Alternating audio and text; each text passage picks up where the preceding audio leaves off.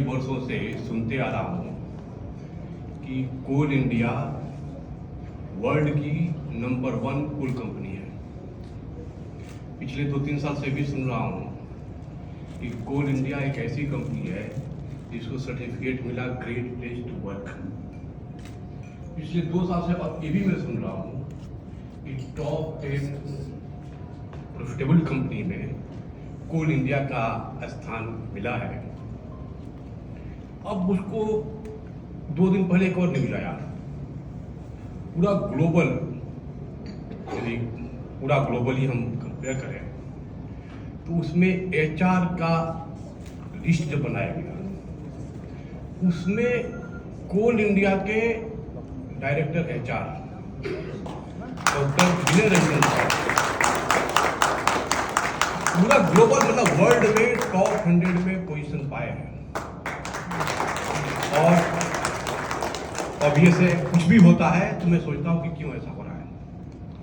जिस तरह से आप लोगों ने कैरम बोर्ड इस टूर्नामेंट का आयोजन किया, जिस तरह की तैयारियां की आपने, हर एक सब्सिडी को बुलाए, SCCL को भी बुलाए, और जिस तरह का जोश जुनून करते हुए आप इस फंक्शन का, इस कंपटीशन का आयोजन किया है, ऑब्वियस है वो लीडर को ग्लोबल में कोई न कोई स्थान जरूर मिलेगा।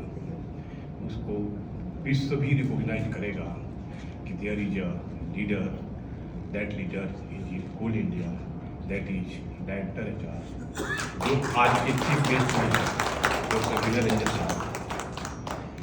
स्टेज पे एक से एक हमारे धुरंधर बैठे हुए हैं। अभी त्रिपाठी मैडम ने बहुत कुछ बताया कि कैरम बोर्ड क्यों खेलते हैं। C for coal, C for competition, C for carrom. और कैरम में क्या होता है? कंसंट्रेशन,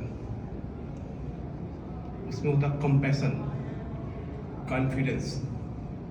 मेरे कोल इंडियंस, जो भी विगत वर्षों में आपका अचीवमेंट है वो आपके कॉन्फिडेंस के चलते हैं, आपके सेल्फ कॉन्फिडेंस के चलते हैं।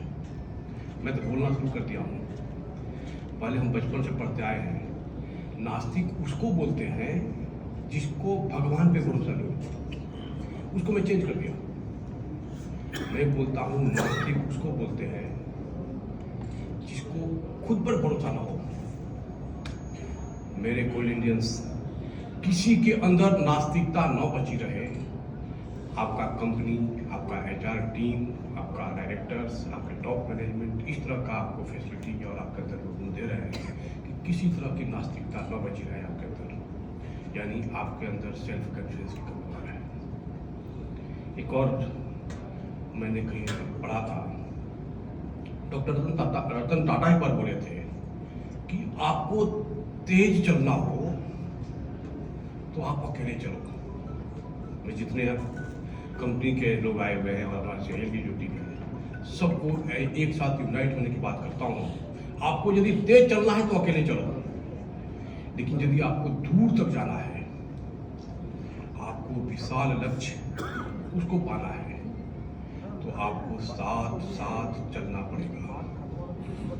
और मैं आज बता दूं, इस तरह का जो टूर्नामेंट का आयोजन हुआ, सबको ला करके एक सूत्र में बांध रहा है कोल इंडिया।